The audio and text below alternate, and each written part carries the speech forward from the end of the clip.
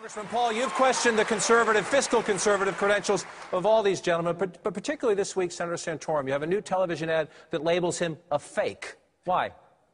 Because he's a fake.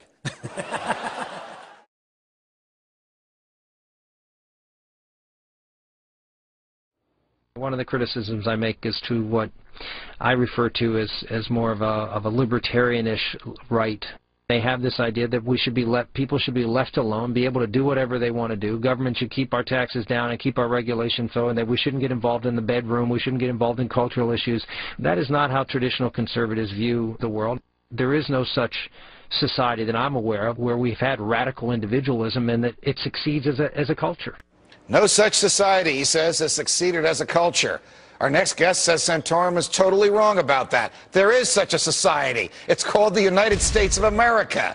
David Bose from Cato joins us now. David, it's a pleasure. Welcome back to Freedom Watch. Thank you, Judge. Make the case against Rick Santorum that is really just a Republican version of big government. No friend to those who believe in the Constitution. No friend to those who believe in fiscal conservatism. No friend to those who believe in small government. Well, I think you and he have just done it. I mean, it really is stunning that here is a candidate. I don't know of any other politician other than Rick Santorum and Hillary Clinton who have directly attacked the idea of the pursuit of happiness. It's in the Declaration. It's the fundamental idea of America, and they're the only two who have criticized it openly. He says the pursuit of happiness is harming America.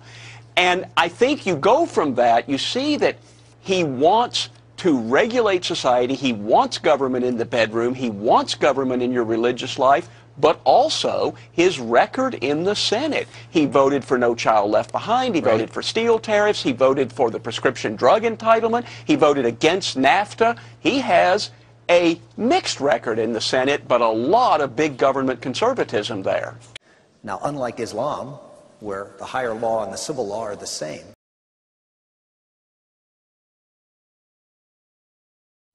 in our case, we have civil laws, but our civil laws have to comport with the higher law.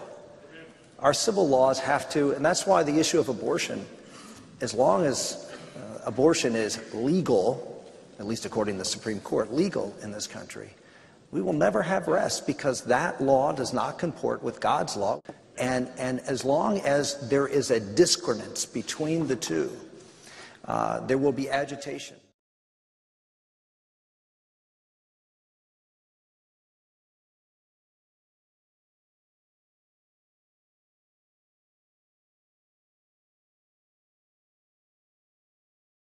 We begin tonight with history. 52 years ago, an Irish Catholic senator from Massachusetts named John Fitzgerald Kennedy sought to temper anti-Catholic bigotry by delivering an impassioned plea for religious liberty and reassuring the nation that his political allegiance was to America and not to the Vatican. I believe in an America where the separation of church and state is absolute, where no Catholic prelate would tell the president, should he be Catholic, how to act. In this country, one that paved the way for Kennedy's presidency, and perhaps without that speech, there would be no presidential candidacy for Catholic Rick Santorum, a debt he acknowledges with the following. And then very late in my political career, I had the opportunity to read the speech, and I almost threw up.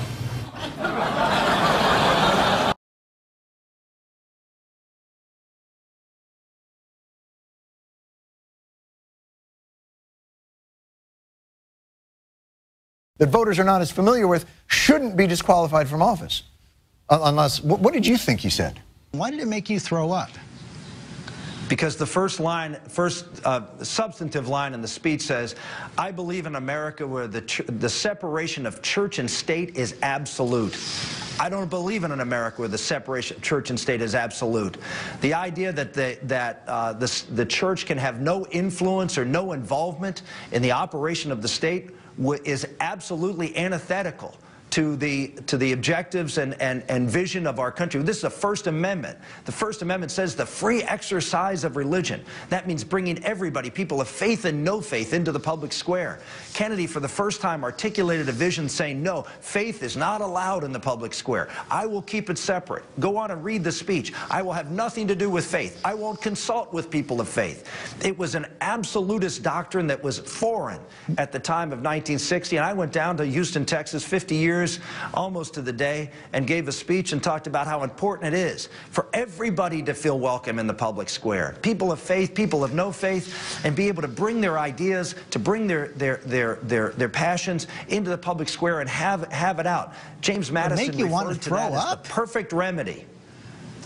Well, yeah, well, absolutely. To say that people of faith have no role in the public square, you bet that makes you throw up. What kind of country do we live in that says only people of non-faith can come in the public square and make their case? That makes me throw up, and it should make every American. And we're seeing from a president, someone who is now trying to tell people of faith that you will do what the government says. We are going to impose our values on you. Not that you can't come to the public square and argue against it, but now we're going to turn around and say we're going to impose our values from the government on people of faith, which of course is the next logical step when people of faith, at least according to John Kennedy, have no role in the public square. All faiths are welcome as no faiths are welcome. Do you hear Martin Luther King's I Have a Dream speech like this? Black and white children can't play together. Only children of no color are allowed to play. Because it's... Rick, I'm sorry that hearing that JFK speech on religion makes you throw up, but if it makes you feel any better, if JFK were alive today, knowing you were running for president would make him his pants. His pants.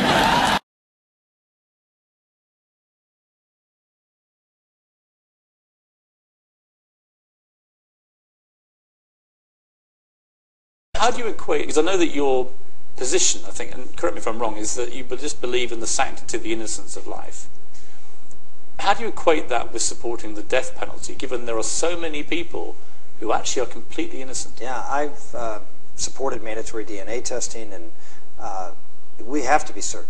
I mean, if there's... But we can't be, can we? Well, you can... So if you can't be certain, as a commander-in-chief again, as the president, if you can't be certain, and in fact you know for a fact many innocent people are getting killed under this system, and you believe in the innocence of life and the sanctity and protection of life, isn't the right consistent thing for you to do? Well, to say enough. Yeah, I would say when there is certainty, then, and there are occasions when there is certainty.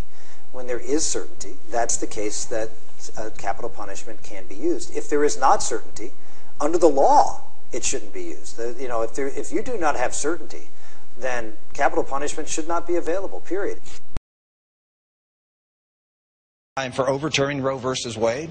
I do not believe that that we have a right in this country, in the Constitution, to take a human life. I don't think our founders envisioned that. I don't think the writing of the Constitution in anywhere enables that. But he doesn't stop there. He says states should have the right to ban birth control. The dangers of contraception in this country, the whole sexual libertine idea, and many in the Christian faith have said, well, that's okay. I mean, you know, contraception's okay. It's not okay because it's a license to do things in the sexual realm. Americans really disagree with Santorum on this one. They don't just support birth control. 3/4 believe it should be fully covered by insurance companies. Is this your first day in politics, Rick? You just made this about controlling a woman's access to health care based on imposing your code of morality upon others. But Santorum is pro-life, consistently, in a principled way, in all situations. So, let's play that out, shall we? I believe, and I think, you know, the right approach is to accept this horribly created, in the sense of rape, but nevertheless gift, and in a very broken way, but gift of human life, and accept what God is giving to you. As you know, we have to, in lots of different aspects of our life, we have horrible things happen. I can't think of anything more horrible, but nevertheless, we have to make the best out of a bad situation. So you're saying he just needs to have like a soon-to-have Smitch Daniels type euphemism for you have to carry your rape baby. Exactly. First of all, I don't believe him for a second. If his daughter was raped, I don't believe that he would force her to have the baby. I just don't believe it, okay? Well, there's good reason would he have the same stance if his wife got raped and got pregnant? Would he say, hey, you know what? It's a horrible circumstance, but you should, you know, make lemonade out of the lemons in this case? Yeah, well, given Rick Santorum's history of hypocrisy, there's no way he would. And we're not just saying that. Rick Santorum helped to push for a law that would limit medical liability to $250,000 in damages. Later, when his wife was injured by a doctor, chiropractor, he sued for $500,000. So he doesn't think the laws apply to him. He thinks they should apply to you. And he thinks, and did you catch the words there? That your rapist child should be a gift to you. It's a gift from God that you were raped by this person, and then you get to have this baby. What a wonderful gift. You should make the best out of a bad situation. By the way, I love how he talks about how if a woman gives up the child after being raped, it could ruin her life, right? Here's what will ruin her life: being forced to have that child, or not wanting that child, not being able to access a legal abortion, and having a back alley abortion that could potentially kill her. That'll ruin her life. I don't even know if they know what they're saying. I guess they don't even bother thinking, what if it happened to me? What if it happened to my wife, as you said? Or I don't know how else to even bring this up, except that Rick Santorum authorized a partial birth abortion to save the life of his own wife. Is it different when he does it himself? Is it just that Rick Santorum decides what's best for other people, but then he can go above and beyond that and say, well, for me, it's different? Right, because he never said abortions are okay in the case of saving the mother's life. No, never said that. He said, under no circumstances are abortions okay, right? That's absolutely right. Okay. And his wife underwent a partial birth abortion in 1997. She was in the 19th week of her pregnancy. Karen Santorum discovered that the fetus she was carrying had a fatal defect and was going to die. There was this long-shot surgery performed that required cutting into the womb, high risk of infection. It was performed not to save the baby, but to reduce her complications, and Rick Santorum ended up authorizing a late-term abortion for this. It was, he said now, today in hindsight, with hindsight being 2020, Karen said she would have authorized the procedure after all, justifying the saving of her own life by explaining that her other children would have lost a mother. Well, Rick Santorum never said that when he said he's against abortion, even in cases of to save the mother's life. He never said, well, if the mother already has other children, then you need to save her life for the sake of those other children. No, he never said that.